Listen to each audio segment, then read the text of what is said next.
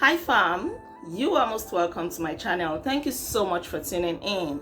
So I want to quickly talk about the different sides to Japa. In case you don't know, Japa is a trending thing in Nigeria right now, and it simply means relocation, or literally it means to escape or to run from a place. And it is no news that Nigerians have been relocating en masse lately, all right, and the trend is likely to continue for a while, but let's see how it goes. So there are different sides to this Japa thing. Personally, I have heard and seen so many things about this Japa thing, and I thought, okay, let me share some of them with you. So number one, Japa is good. I mean, if you have a better opportunity abroad, why not? You can relocate. It is good to relocate. Who doesn't want to stay where they're going to thrive? Yeah. And I know so many Nigerians who are thriving abroad, maybe studying or working or doing business, but they are thriving abroad. They are doing well. They relocated with their families. They are well settled. Everything is going good for them. So that is one side to Japa. So by all means, if you think that Japa is calling for you, just make sure that you plan yourself very well and you do your due diligence, you do your homework, you pray about it. See, I really cannot overemphasize the place of prayer, because it bothers me when I hear some people say, oh, I just want to Japa, I just want to Japa. In fact, some years ago, one of my friends told me that he wanted to Japa, as in Japa had not even become like a trending thing then as it is now. So he said, oh, I just want to Japa, I just want to leave Nigeria. And then I asked him one question: why do you want to go? What is your plan? And his response was, I don't know, I just want to leave Nigeria. So I was thinking, you don't know why you want to go. When you get there, what are you going to be doing? Where are you going to stay? How are you going to sustain yourself? Because it's one thing to Japa, it's one thing to leave Nigeria or your home country, it's another thing to get to where you're going and you have a plan, right? If you don't have a plan, the system will be generous enough to send you back to where you're coming from. The system can frustrate you, I'm telling you, if you don't Japa with a concrete plan. The number two side to Japa is those who Japa has shown shaky. Now this one is divided into two different groups. There are those who had good jobs in Nigeria or good businesses, who were doing well financially. I mean, they were very comfortable before they Japaed, all right? Probably some of them even sold their property, they sold their houses, their cars, their lands, their businesses or whatever, so that they could raise enough money to Japa. And on getting there, it wasn't what they expected and they are seeing shaky.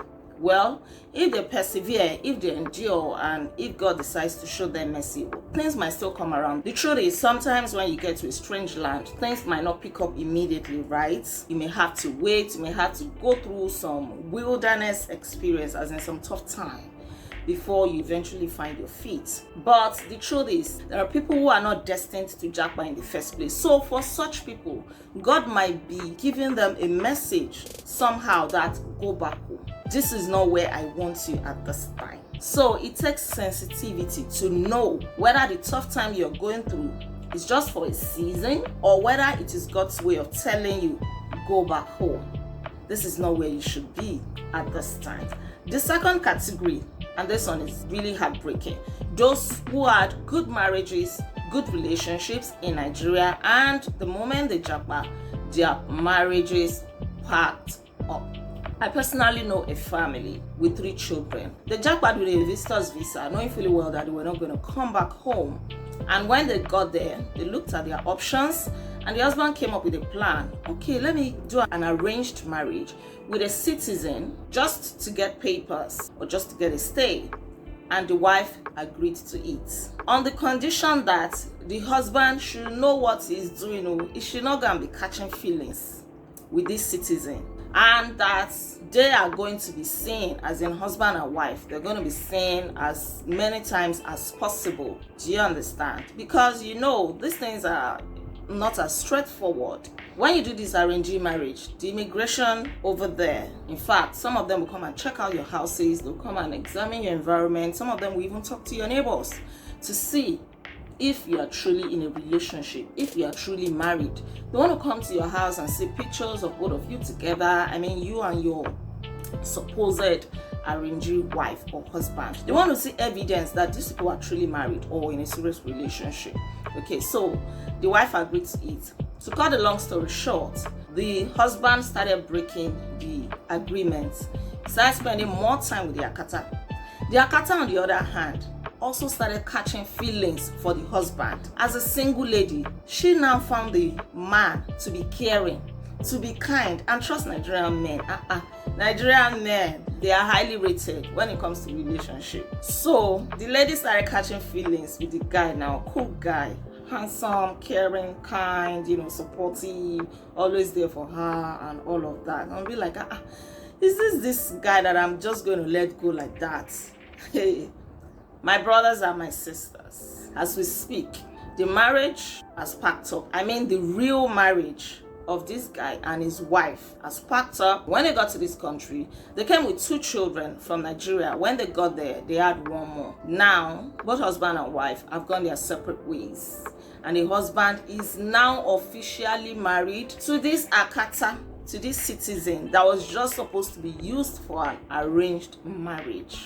It is really sad. It is sad because I know them. So this is not ASA kind of a thing. And the next side to Japa that I'm going to talk about is this. The pastor was saying how 3 ladies had approached him recently with the desire, with this plan, and they wanted the pastor to endorse it, to give them a go ahead. Okay, what is it?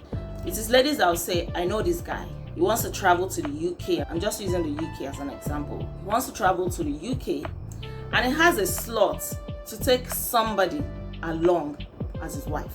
And the guy approached me and I'm thinking, why not? This is a good opportunity for me to also relocate. Pastor, can I do it? Well, the pastor said he was really disappointed because these are people that he has labored on in the word, in prayer and everything. How can you even be thinking of such a thing? Are you thinking that you are hopeless and that on your own God cannot make a way for you to relocate on a clean state? And this is also my own stance. Don't do it. There is no sugarcoating anything here. Don't do it. If you like the guy genuinely, the guy likes you, you guys want to get married before you relocate, fine. But that you both know that this is an arranged thing. As soon as you enter the UK, for example, you are going to dissolve this marriage and both of you will go your separate ways. Why do you want to cause problems for yourself? These things are not as simple as the same, right? You may be thinking, oh, okay, we'll just go to the registry in Nigeria, we'll get married. Once we get to the UK, we'll file for divorce and then we'll dissolve the marriage and everybody can go their separate ways. It is not as easy as that. Don't cause problem for yourself. Don't cause problem for your future, because these are some of the things that stand against people in life. Now, you want to become a divorcee just because of relocation. Now you become a problem. Every man or woman now that wants to marry you genuinely, you have to tell them that, oh, you were once married, because it will always be in your record. It will always be in your file. If you attend the Koyu registry, it is in their file that so man and so woman, they've been joined together here. So it is always in your record that you were once married. And apart from that, what if things go wrong? Spiritually, you even want to be yoked to somebody. To somebody that you know that you are not settling down with. But just like the pastor said, don't be hopeless. Don't be faster than your God. Don't be faster than your destiny. There is no point to rush anything in life. God is making ways for you. And He wants to do it in a clean manner that nobody will say, if not for me. That nobody will come out in the future to say that I was the one that helped her. That is the kind of blessing that God wants to give you. Stop helping yourself. Allow God to settle you. Allow God to sort you out. And when He does it big. It's a big testimony. It's a beautiful thing. But when you try to help yourself, you run into problems. You complicate your life. You complicate life for your children yet unborn. You complicate life for your generations yet unborn. Please don't do that. Be patient. If it's relocation, everybody will get there. See, this thing, it will reach everybody. If that is your desire, it will still get to your turn. Just make plans in the right direction. I think I've talked about 3 sides to Japa right now. Let me leave it there. Maybe I'll come back with more sides to Japa. But for now, I wish to rest my case on these 3 sides to Japa. Are you thinking of more sides to Japa? Please drop in the comment section. The long and short of what I'm saying is that to Japa, let God lead you. Make sure that you are convinced that you're doing the right thing. Some people say, I want to Japa, I want to Japa, I just want to Japa, I just want to Japa, because they're comparing themselves to other people. Alright fam, this is where I'm going to be dropping the mic on this topic. Let me know what you think. Please kindly give this video a thumbs up. Don't forget to subscribe if you have not yet subscribed. And I'm going to see you in my next video. Until then, be intentional. Bye.